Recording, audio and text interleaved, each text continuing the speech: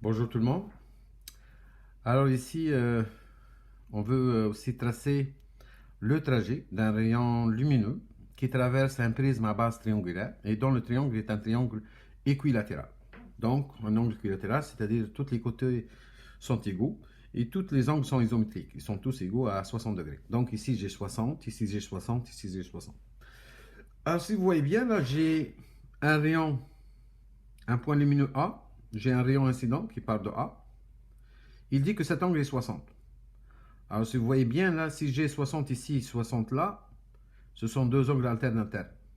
Ils sont isométriques, ça veut dire que ça, ce rayon est parallèle à ce côté. Alors là, arrivons à ce point, c'est un point d'incidence, c'est une surface de séparation, donc il va avoir une réfraction. J'ai besoin de la normale.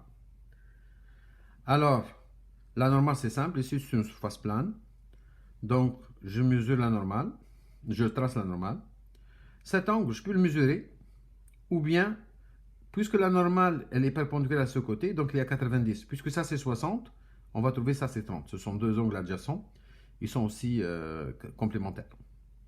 30 plus 60 égale 90. Donc, de toutes les façons, je peux trouver 30 degrés, soit en mesurant, parce que la figure est à l'échelle, soit en utilisant aussi les angles adjacents et complémentaires ici. Alors là, on part de l'air d'indice N1 égale à 1, et dans l'angle d'incidence égale à 30 degrés, vers un autre milieu d'indice 1.35 et on va chercher R1. On applique au point B la deuxième loi de Descartes pour la réfraction. Donc j'ai toutes les données, l'inconnu c'est R1, N1 sinus I1 égale N2 sinus R1, j'isole R1, sinus R1, puis je fais sinus moins 1 pour trouver 21.7. Donc voilà R1 égale à 21.7. Maintenant, ici j'ai un petit triangle ici parce que avec R1 là je peux tracer le rayon réfracté. Je mesure un angle de 21.7, ça me permet de tracer ce rayon. Alors là, j'ai un triangle, un petit triangle, qui va m'aider à trouver quelques mesures. Ou bien, je peux le mesurer aussi avec un rapporteur d'angle. Mais, cette normale est perpendiculaire à ce côté. Donc, normalement, j'ai un 90 de là à là. Et puisque celui-là est égal à 21.7, donc je peux calculer cet angle. Ça, c'est 90 moins 21.7, ça donne 68.3. Donc, j'ai 60 ici, j'ai 68.3. Cet angle ici, là, on sait que la somme des angles à l'intérieur d'un triangle, c'est 180. Donc, cet angle, ça va être 180 moins 60 moins 68.3. Alors, tout calcul fait, ça va nous donner 51.7. Alors, cette mesure, ça va m'aider pourquoi? Parce que ce rayon, lorsqu'il arrive ici, je trace la normale. La normale est perpendiculaire à ce côté. Donc, j'ai 90 de là à là. De là à là, c'est 90, comme ici, comme là aussi, dans les quatre coins. Alors, je peux calculer I2 en faisant 90 moins 51.7. Je peux aussi mesurer avec un rapporteur d'angle l'angle I2, puisque la figure est à l'échelle, donc je vais trouver I2. Alors, tout calcul fait, là, le I2 égale à 90. C'est quoi le 90? C'est entre ce côté et la normale. Moins 51.7, ça va me donner I2, égale à 38.3. Donc, ce rayon réfracté qui devient incident à ce point E, je trace la normale. Alors, je connais l'indice de ce milieu, c'est 1,35. Je connais l'angle d'incidence égal à 38.3. Et là, je peux calculer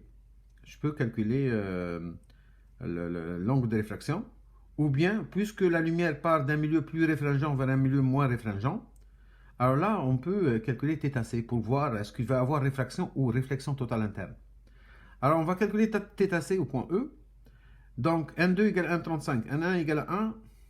On va prendre θr égale à 90, parce que c'est quoi l'angle critique? C'est la valeur de l'angle d'incidence lorsque l'angle de réfraction est égal à 90.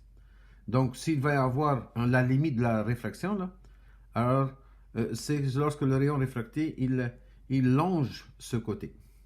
Alors, N2 sinus θc égale N1 fois sinus 90. J'isole sinus θc.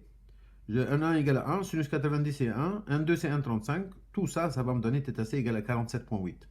Alors, l'angle I2 qui est de 38.3, il est inférieur à 47.8. Donc, il va avoir réfraction, c'est-à-dire le rayon va quitter ce milieu transparent. Alors, dans ce cas, je peux trouver R2 par la deuxième loi de Descartes. Parce que si jamais il y a une réflexion totale interne, donc la deuxième loi de Descartes sur la réflexion ne s'applique plus. On applique la deuxième loi de Descartes pour la réflexion.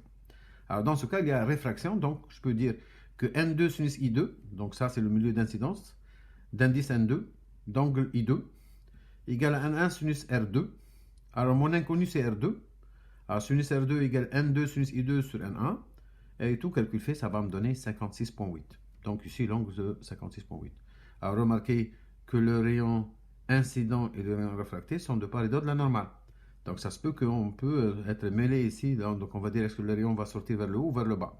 Donc il ne faut pas oublier que le rayon incident et le rayon réfracté sont de part et d'autre de la normale. Et vous remarquez que R2 est plus grand que I2 parce que ici on a un milieu qui a l'indice le plus élevé. Donc ici, celui qui a l'indice le plus élevé va avoir l'angle le plus petit pour avoir l'égalité N2 sinus I2 égale N1 sinus R2. Voilà pour cet exercice. Merci beaucoup et à bientôt.